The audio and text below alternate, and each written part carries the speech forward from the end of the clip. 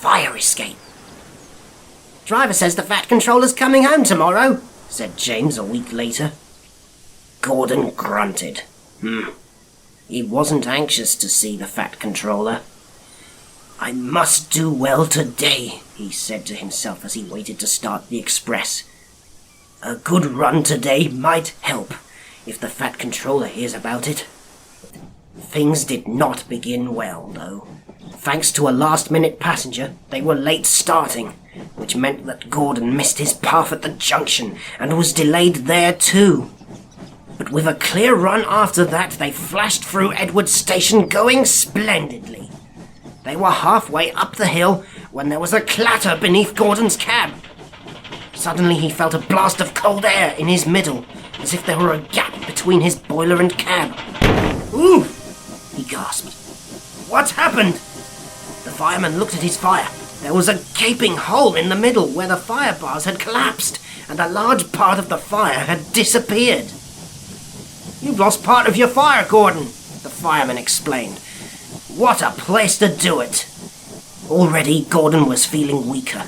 Without a full fire, his steam pressure and speed fell quickly. But his driver knew what to do. "Find the biggest piece of coal you can and put it across the hole," he told the fireman. "That will stop some of the cold air from getting in, and we'll be able to hold steam better. But hurry, or the hill will beat us." The fireman hurried. A large lump of coal lay near the front of the tender. Quickly he moved it into place with his shovel and a long steel bar. Gordon felt better at once. "Now build the fire gently round the edges," said the driver. And, as the fireman did so, the driver adjusted Gordon's controls to make the best use of his steam. "Right, Gordon," he said when the fireman had finished. "Now it's up to you." Gordon tried his hardest, but it was tough going. "I must do it. I must do it," he told himself as he pounded up the hill.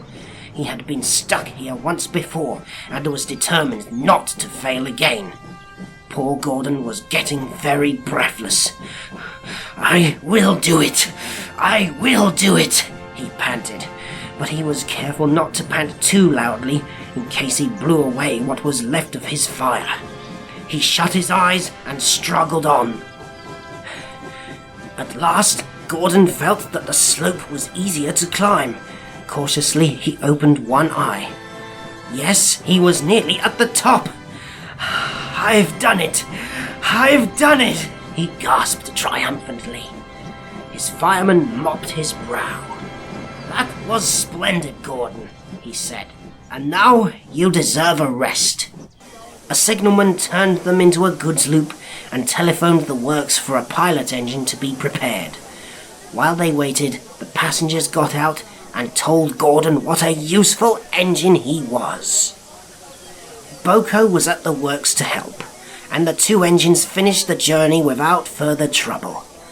At the end of the line, the fat controller was waiting for them. To Gordon's surprise, he was smiling.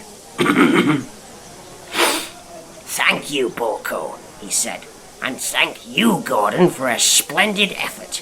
I am pleased with your work today, though certain other things leave much..."